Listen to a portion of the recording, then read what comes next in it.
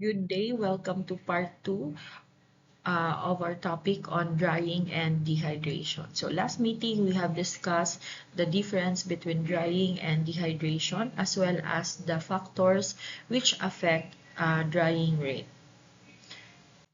So today, we are going to talk about quality control for your dried food products.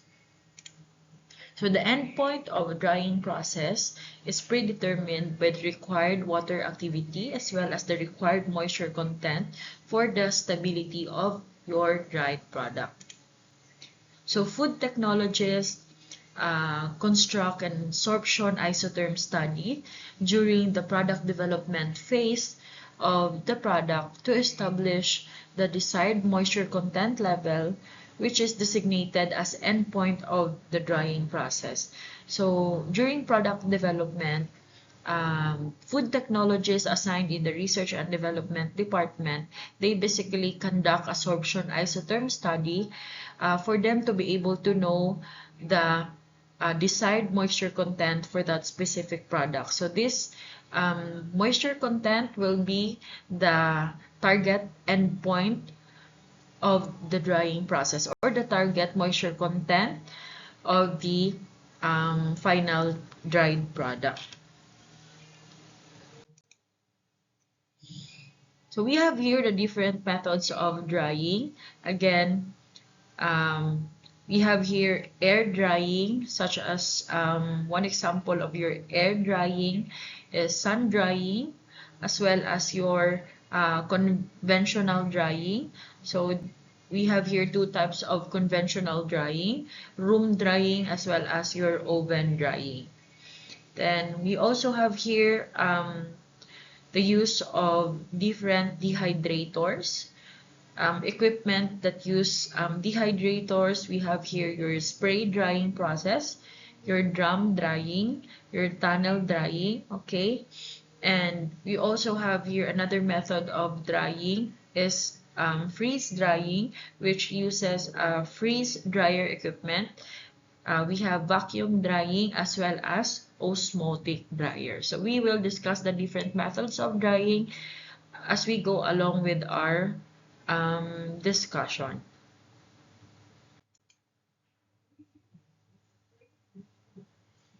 So the capacity of air for moisture removal depends on its humidity and its temperature. So the uh, the capacity of air to remove the amount of water present in your food sample will greatly depends on the humidity of your surrounding environment of the food where the food is being dried, as well as the temperature of the equipment. So the study of relationships between air and its associated water is called psychrometry. So we have here the psychrometric chart. Okay, so we have here your dry bulb temperature as well as your absolute humidity. So psychrometric chart, this chart represents the physical and thermal properties of moist air in graphical form. So this chart is very helpful in troubleshooting your drying process, as it helps diagnose air temperature and any humidity problems during the drying process. So the dry bulb temperature, this temperature refers to basically to the ambient air temperature. Okay, so dry bulb temperature refers to the ambient air temperature. So it is called dry bulb because the air temperature is indicated by a thermometer. So this temperature again is indicated by a thermometer and is not affected by the moisture of the air. Okay? So this is your psychometric chart, which is helpful in diagnosing or troubleshooting problems related to the air temperature as well as the humidity problem of different dryers.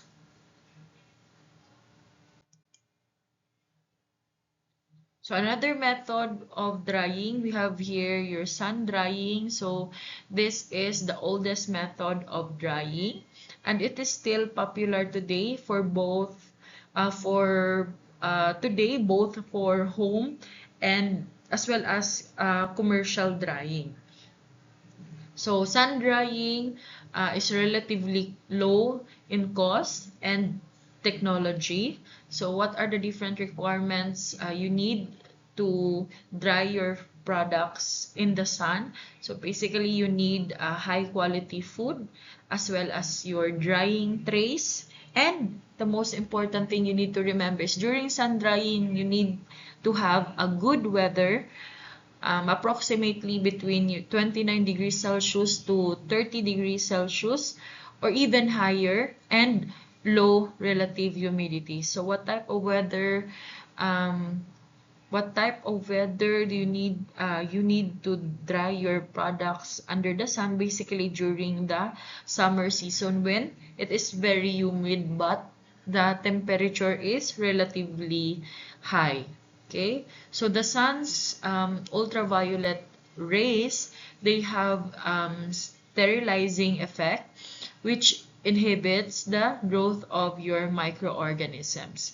So it needs a good circulation of air. Okay, so during drying, you need a good circulation of air, and you need to remember that foods must be protected from environmental hazards because, as you know, during sun drying, some pests and other hazards can contaminate the food material that you are drying. So your dried foods must not be left out overnight because again they will pick up moisture from the environment. So again, when it is night, it is much more cooler in the night compared to your day. Okay, so solar dryer is another modern invention, and it concentrates the warmth of the sun and protects food from any insects and pollution. So this time we already have a solar dryer, which is a new technology in which it concentrates the same temperature or the warmness from the sun, and basically it protects the food from any biological hazards, okay, as well as pollution. So that is your sun drying. We also have here conventional drying. So conventional drying, this uses heat to evaporate the water. So during conventional drying, the food is spread on a slatted floor or shelves within kilns or drying room. So during conventional drying, a blower then passes hot air from a heater, oven, and through the food. So that is your conventional drying. Basically, you just place the food product in shelves or either in a slatted floor, and then there is a source of your air, hot air, which can come from your heater, okay, and it will basically dry the food product. So that is your conventional drying. So we also have here room drying. This is also another type of conventional drying. So basically, room drying is where you set out the food and allowed to dry at room temperature. So one requirement for room drying is that the room must be warm enough. It must have a good circulation of air, yet it must be relatively free of any airborne contaminants. So in comparison um, to other to dehydrated food in comparison to using of your dehydrators, which has controlled environment, room drying is least effective because the quality of the food that you produce is basically has low quality. Okay.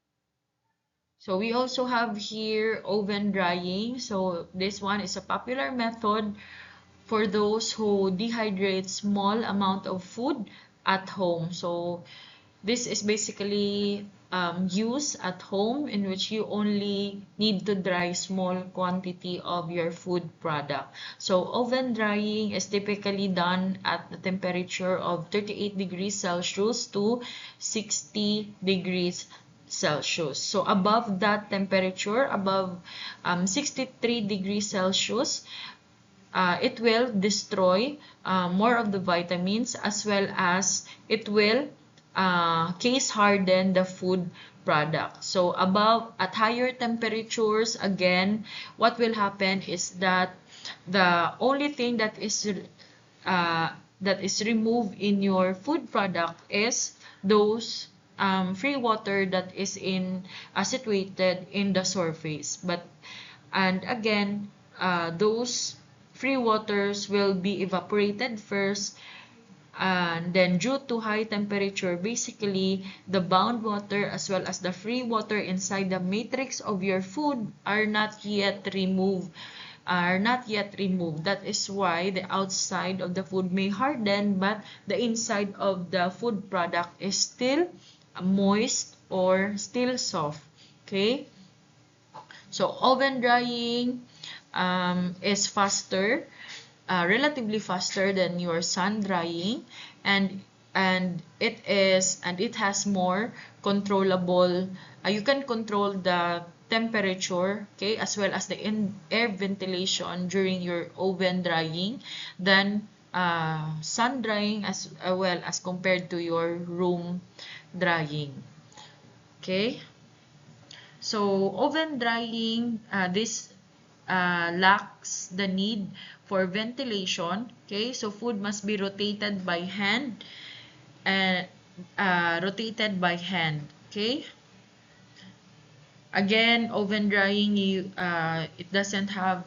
lacks ventilation, because basically you need to um, rotate the foods by hand. Okay, you need to open and rotate the foods by hand. So that means that you don't need, it lacks the need for your ventilation.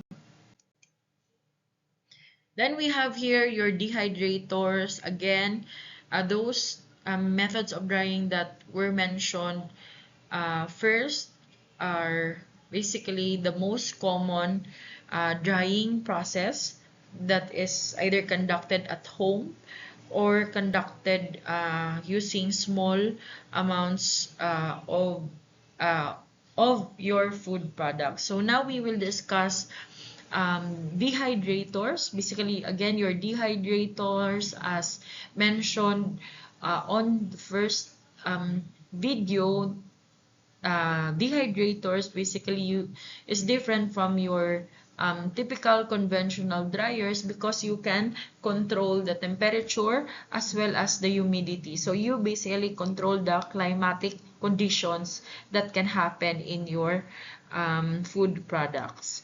So among the different methods of drying, so dehydrators, they offer the safest and the most efficient means of creating dried fruit. In terms of quantity as well, so when you use dehydrator, basically you dry a larger volume of food product. Okay, so dehydrators uh, are equipment or appliance that provides a steady supply of circulated heated air to dry foods. Then we have here the two most common parts of your dehydrators. We have here thermostat. So thermostat is used to set and maintain the exact temperature that you need to dry the food product that you are drying. So another common part of your dehydrator is the fan. So fan will provide continuous air circulation within the dehydrator. So dehydrators can operate 24 hours a day with very little monitoring. So very little monitoring is needed because again, you already set the required temperature as well as the needed air circulation in your dehydrator equipment. Okay. So another method here, we have your drum drying. As you can see in the picture, this is your drum drying. So during drum drying, the liquid is poured over the very hot surface of a drum dryer. So basically, the liquid which is poured over the very hot surface of your drum dryer. So these two circles here are your drum dryer. Basically, this is very hot. And once you pour the liquid here, the liquid will be converted into dried powder due to the evaporation of your or removal of your water or um, moisture content or moisture content in the food product.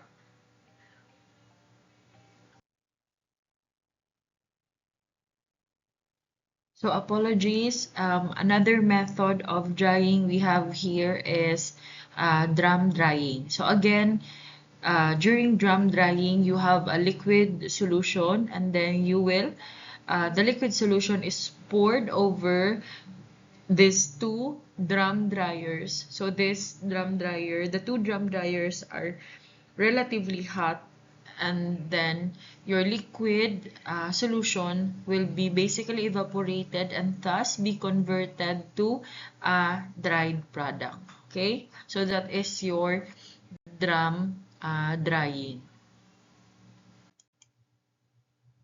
So another method we have here is your tunnel drying. So basically in tunnel drying, the food is placed on trays, okay, or cars, which are moved through a tunnel of carefully controlled hot air. So this tunnel here provides the required hot air as well as it supplies the temperature needed to dry the food product. So basically, the food materials are placed are inside, and then it will move from one distance to the other for them to be dried enough. Okay, so that is your tunnel drying. Again, this machine here supplies the hot air as well as the needed temperature to dry or remove water in your food material. So what are the different examples of dried products that are placed in your tunnel dryer? So those food materials are those that have actually those that are cut into pieces. Those food products such as your potato, okay, they are placed in this tunnel for them to have for them to be dried enough. Okay, so that is for your tunnel drying. Now we will discuss spray drying. So I believe this will be reported by one of your classmates. So, but for now we will discuss more about the spray drying. So we have here the principle of spray drying. So spray drying basically is used to convert a liquid solution or a suspension to a dry, free flowing powder. So it involves dehydrating finely atomized or sprayed droplets either from liquid or slurry or an emulsion to low viscosity paste or suspension in a hot convective medium, converting the droplets into fine solid particles. So again, the medium that you dry in a spray dryer is either a liquid, a slurry, an emulsion, or a very low viscous paste or a suspension, and then that solution will be converted into fine droplets of particles. So the main advantage of this process is that it has the ability to dehydrate the liquid or the material and to simultaneously produce the materials in micronized particle form. So there are different spray dried food products that are available in the supermarket. For example, what is very common is your powdered milk. So powdered milk can either be can also be spray dried. So GAN milk is a liquid solution, and then it is spray dried to be converted into a fine, free-flowing powder. So we have here the figure to you showing what happens during the spray drying process. Okay, so we have the inlet of your liquid solution here in the liquid feed, and basically it will atomize. The liquid solution will atomize due to the presence of your hot air, and it will be converted to powder material. Okay, so heat is supplied in the environment, and thus your moisture or water will be evaporated from your food material. So when droplets come into contact with hot air, evaporation of the moisture or evaporation of the free water from the surfaces of the food will take place. So the large surface area of the droplets will lead to rapid evaporation rates. So in this period, different products may exhibit different characteristics, and some products can have irregular shape. Okay, so basically during spray drying, since you have different surface area, then basically it can lead to various characteristics. So other products can have a finer texture, others have coarse texture. Okay, so again, during spray drying, the initial form of your product is in liquid form or can either be a slurry, and then during spray dryer, due to the contact of the liquid to hot air, so the moisture or the presence of water in your food material will be evaporated. Okay, and thus the liquid sample will be converted into powder form. So that is the principle behind your spray drying. So there are 4 stages of operation during your spray drying. So the first stage is the atomization of liquid feed into the drying chamber. So when you first feed the liquid, what will happen is atomization of liquid feed in the drying chamber. So the next stage is the contact between the atomized sample and the drying medium.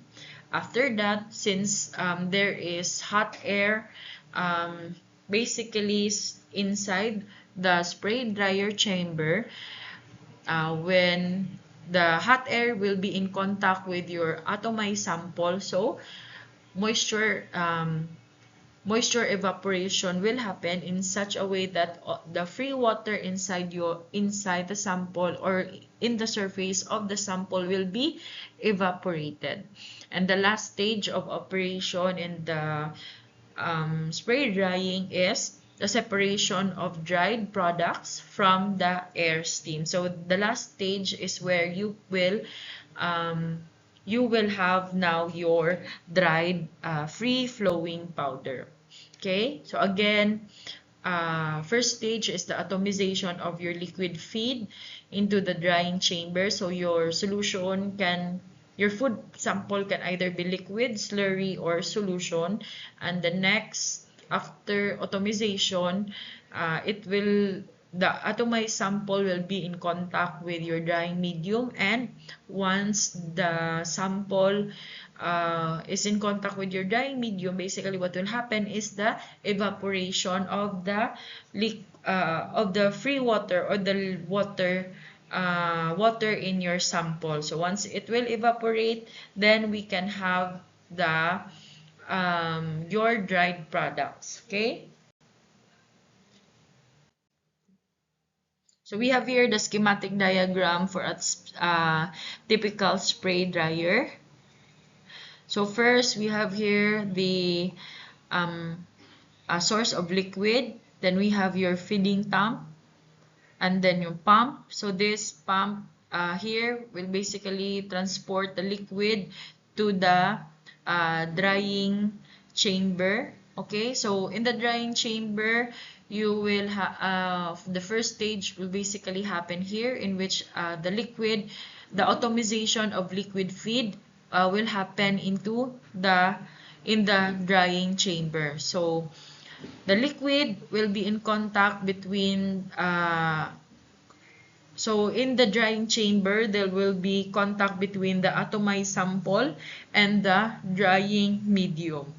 So, and the next stage will happen also in your drying chamber, in which the moisture or water in the solution or the food sample will be evaporated. So we have here again your hot air chamber, which supply the hot air in the drying chamber.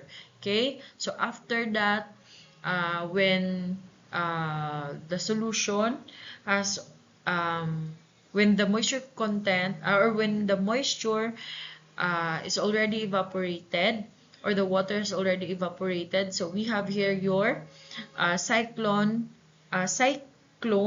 separator. So there will be a separation of your dried products from the air steam. Okay, so this is just showing to you the basic schematic diagram of a typical spray dryer. We have your liquid inlet here, then your pump, which will transport the liquid to the drying chamber, and again, we have your hot air chamber, which supplies the hot air to the drying chamber. And after drying, after evaporation of the moisture, we have here your cyclone separator, which will separate now the dried products from the air steam. Okay. Again, we have here a typical arrangement of a spray dryer, again with your the inlet of your liquid here. Okay, then you have your air source here, and product out. So product out, the product is converted from liquid or solution to solid free-flowing powder. Yes, you also have there the same. So this is an example of your cyclone separator. So what will happen here is that there will be separation of your dried products from the air system. Okay, so powder and air will be coming here, and then there will be an air exhaust where your air will be this is the exit of your air, and what will be separated will be the dried powder and then your air. So the air will be separated and will be arishama in. Okay, so that is for your the last stage of your spray drying process. So these are the following conditions that must be controlled during the spray drying process. So the primary condition which may be controlled directly by the operation are the following. First, the operator can control the inlet temperature. Okay, so the thermostat will be set to the specified required temperature. Okay, and another condition which can be controlled during spray drying is the flow rate of the liquid feed. So how much of the liquid solution that will be transported in the feed can also be controlled um, in the pump or liquid pump through your through controlling the pump speed as well as the pump pressure. Then the third condition that can be controlled is your fan speed or the airflow fan speed as well as the position of your baffle. So you can basically control the airflow rate within your spray dryer. And lastly, on the last stage of the spray drying process, you can also control the particle size based on the adjustment of the atomizer that you set. So these are the different conditions in which the spray dryer operator can control during the spray drying process. So this is the spray dryer that we have here in FIC. So this is provided by DOST HITS. Again, so this is a developed spray dryer that is available here in the Western Visayas Food Innovation Center. We have here specification for your spray dryer. For the DOST developed spray dryer. So we have here the different parts. Okay, we have um, your feed tank. Okay, so we have here your feed tank, your drying chamber. So in the drying chamber, we have your hot air chamber.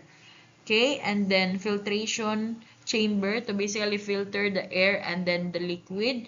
And then we have your suction blower and then the cyclone separator. So this is where the air and the dry powder will be separated and you can get the dry powder here. And we also have a control panel. So the evaporation rate for this developed spray dryer is 6 to 7 kilograms per hour. So the type is cook current. Blower is 3 horsepower suction blower. So this one. And fuel is just LPG.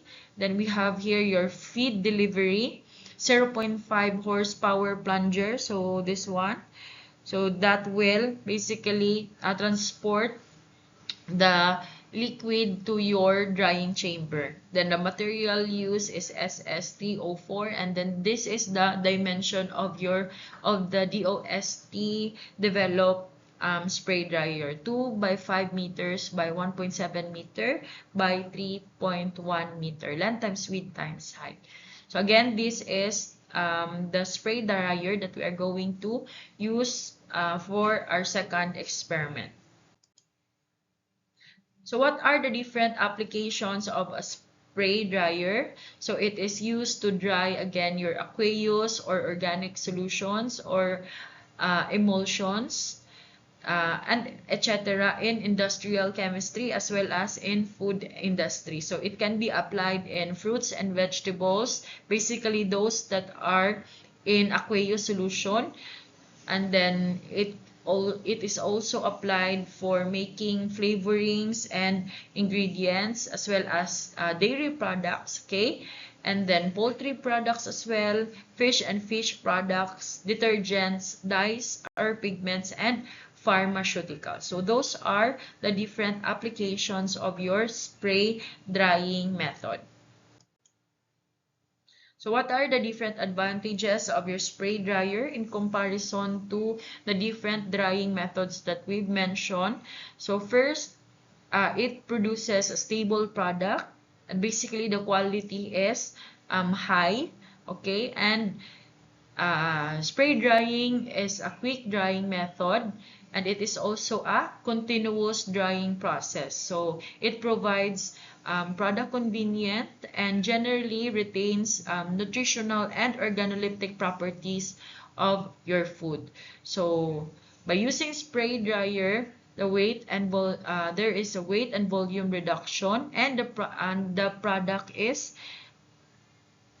micronized particle form. Okay, so it is advantageous because it makes the fruit and vegetables available during off season. So basically those climacteric foods can be converted into an aqueous solution, and that will be or that can be converted into a powder form. So that powder form again can be available during the off season. So another advantage of using your spray dryer is to have alternative solution for transport problem, because basically your spray dried product has smaller particle size, so that's why it is more convenient